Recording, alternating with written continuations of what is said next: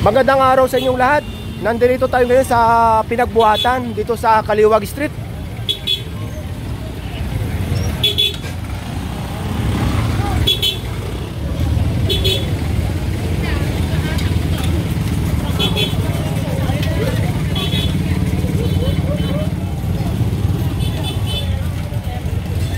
So kung mapapansin yung mga kabayan, ang dami rito, ang dami mga naka-illegally park dito. Ticket ito lahat.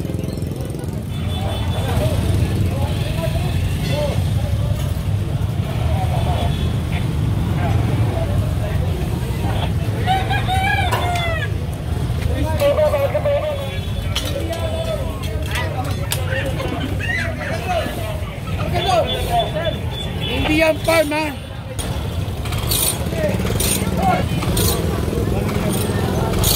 Lahat yan.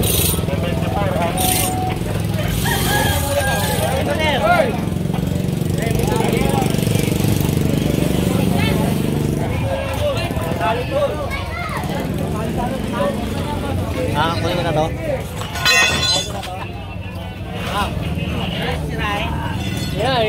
Tulak natin to. Tulak natin to. Sige! Sige! Sige ito! Sige, lagay yung sa truck mo. Dali. Sige, karga yan. Dito lahat yan.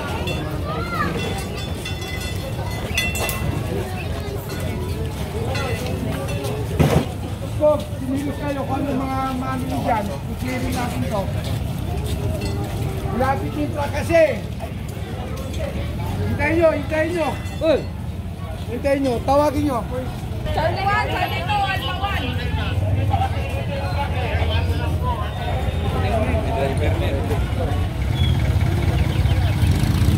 So bali yung mga operatiba ng MMDA sa kanang LGU nitong Pasig, andun na sa unahan. So toro na ng toro si Colonel Ruas doon. Pero yung truck andito pa sa hulihan, medyo may kagipitan dahil nga dito sa mga nakapark na mga ito. Yan ang cause ng sikip ng kalsada, itong mga illegally park.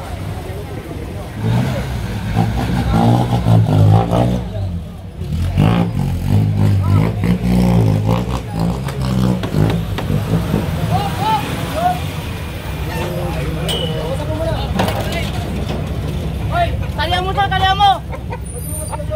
Ito yung mga manok na to, kaya kinukuha ng MMDA dahil dapat nasa farm yung mga manok na yan. Oh, sorry.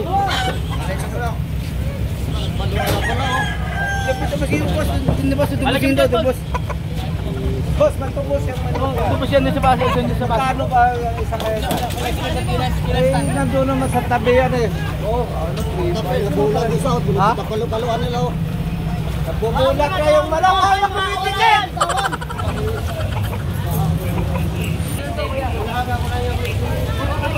Brad! Ano na nga yan? Ano na yan? Yung farm yan para dyan kayo nagtugan ng manok.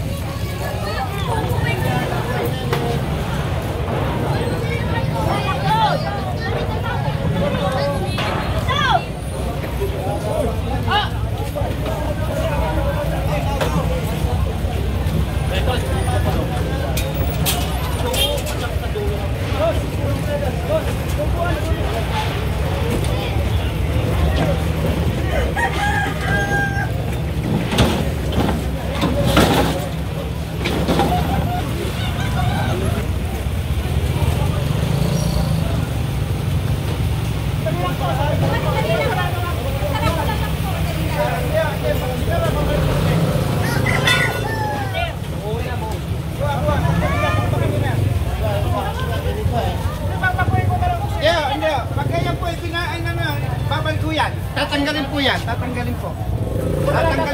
Sige, tanggalin nyo na. So iwanan muna natin yan dahil siguradong tatanggalin na yan. So medyo nahuhuli tayo. Ayun, andun na yung truck.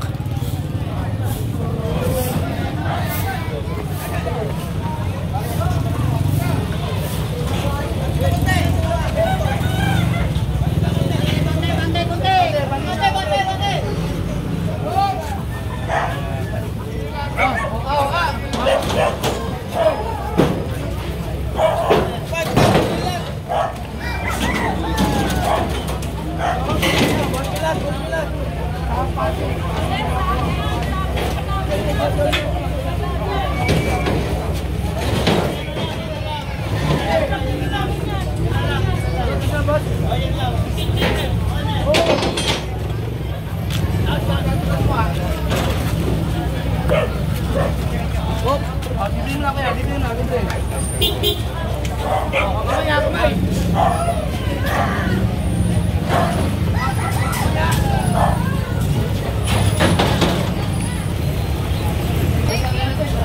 Kabilang truck yan, huwag natin. Kabilang truck yan, kabilang truck. Mahalo. Kabilang truck yan. Ito nga pala mga considered na mga basura or mga waste. Ilalagay yan sa truck ng LGU or lokal na pamahalaan ng Pasig. Pero yung mga motor, bikes or mga pedicab, doon yan sasakay sa MMDA para doon tubusin sa Ultra Pasig.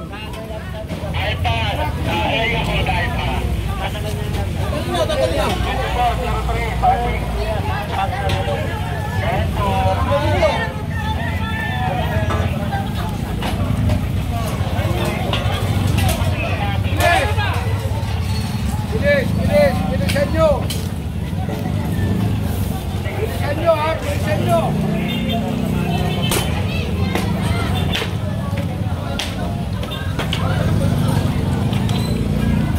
Atak!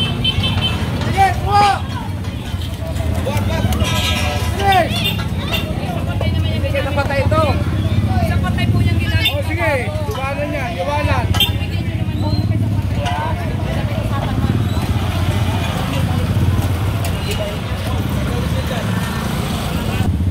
Ito. Malaman kami na yan.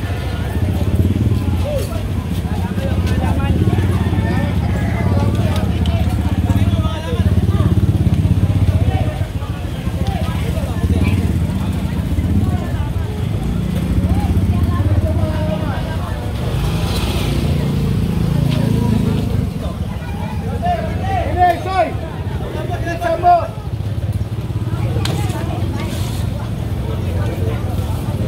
Kunin na ito. Nawala nga ano itong...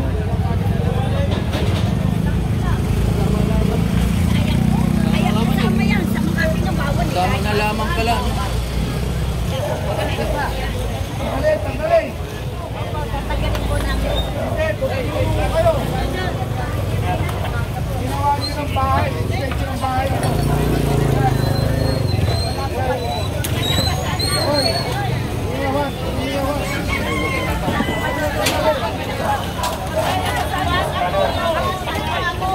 May laman pa eh. Tingnan niyo. Saglit po. Tingnan niyo ito. Tingnan niyo. So ito, tinuturo ni Colonel Roas na talagang lumabas na ang kanilang mga bubong or bahay dito sa sidewalk.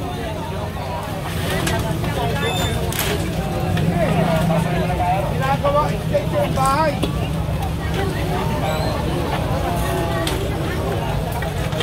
Nanay, pasensya na. Pasensya na po kayo. Ha? O sige nanay, ganito ha. Pagbigyan mo. Dito kami binayaran. Hindi, okay nanay, ganito. Naintindihan naman kita ha. Naintindihan kita ha. Pakiusap lang nanay. Pakiusap lang. Mawalang galang ha. Sinasabi ko sa'yo. Tanggalin mo itong araw na ito. Kayo na po mag-alis. Opo, kami po. Pero pag ako bumalik at nandiyan pa yan, Tatanggalin po namin. hindi ya, pag bumalik ako nandiyan pa yan, ano gagawin natin? Tatanggalin namin. Kaya nga, pag bumalik ako at nandiyan pa yan, Paano po sir? Wala kami matusunod ah. Dahil nabinulis yung bahay namin. Sir, kaya nga po nanay, Saan po kaya kami makitulong sa natutulong? Wala po kami matutulungan sir eh. nanay lumapit kayo sa barangay, saka sa lokal para silang ngayon matulungan kayo ha. Kami tutulungan. Sir, Pero- tatanggalin na namin ito po. Tanggalin nyo na ngayon, itong araw na ito, dahil pag ako bumalik, Tatanggalin namin po. sige, naunawa ako kayo dahil galing din ako sa mahirap, naiintindihan kita ha. O, sige po, galawin nyo na yan. Ayan po si Andrew, nagpapaklas ng ano, ng istante, si Andrew.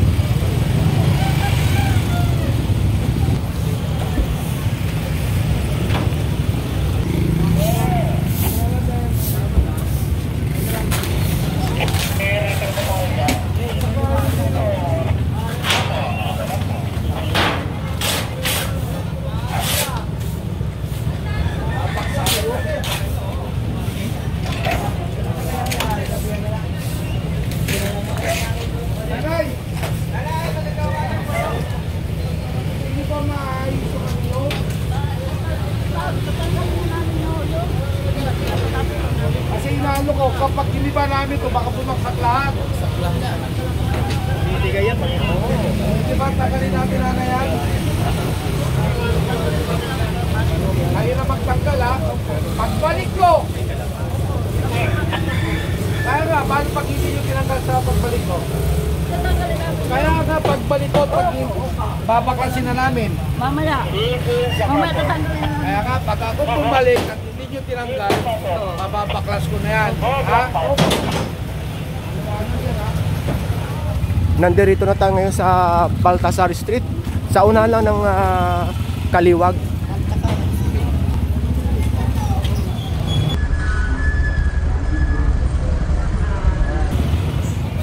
Nasa San Agustin Street na tayo. Dito pa rin sa Pasig.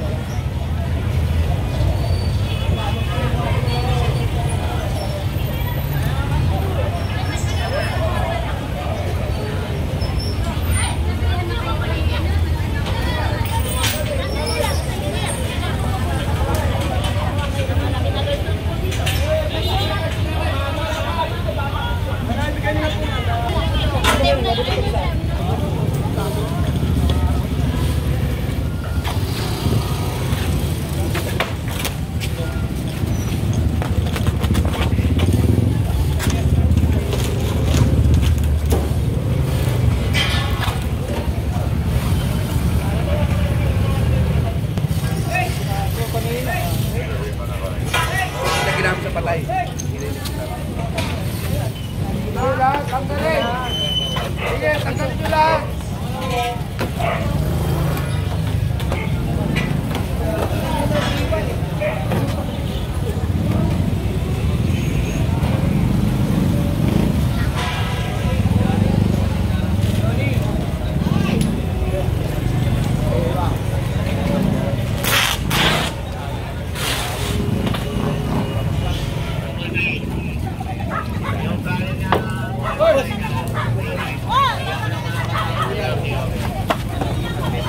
Ito nga pala mga gulay na ito o mga prutas na kinukuha ng MMDA o ang Task Force Special Operation. Pinipicturean muna yan bago nila kunin. Para pag halimbawang kinuha ng may-ari or may balak pa silang i-claim, madaling madidetermine at madaling makikilala ang kanilang mga prutas or gulay.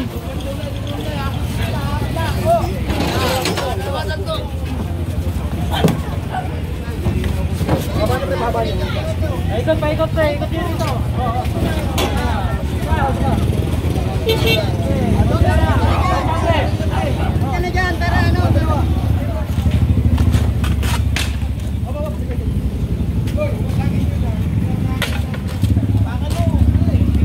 Ito sinisira na ng MMDA para hindi na magamit ulit. At yung mga yan, pag nasira na, ikakarga na yan sa LGU, sa truck ng LGU ng Pasig.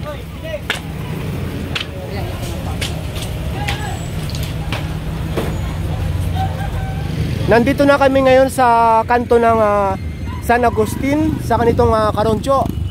Yung gilid niyan, yan ang Pasig Mega Market.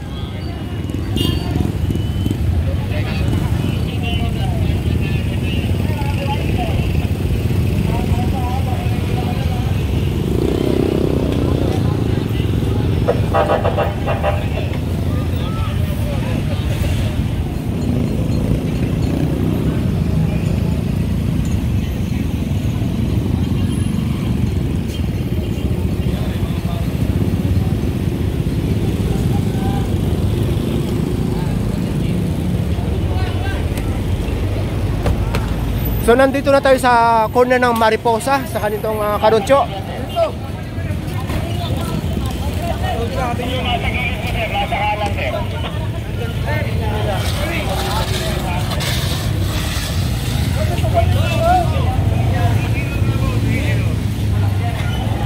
Tabi lang ito ng Pasig Mega Market.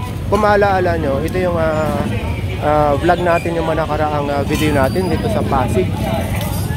So kung mapapansin nyo, hindi na masyadong maraming stalls dito.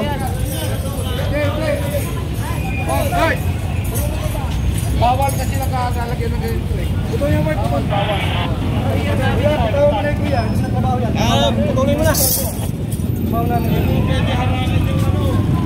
Hindi pwede na harangan.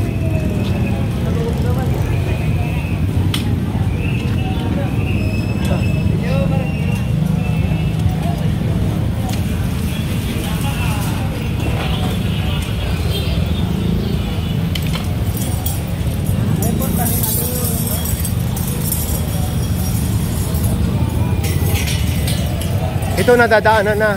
Pero yung una nating video rito, halos hindi madaanan. Pero mayroon pa rin mangilan-ilan na obstruction. Katulad ng mga ito. Tabi lang ito, gilid lang ito ng Pasig Mega Market. So sa bandang kaliwa, makikita natin yung revolving tower. Ayan. After nan, yung sa kabila, yan yung Pasig City Hall. So andito na tayo sa kanto ng Caroncio sa kanitong Market Avenue.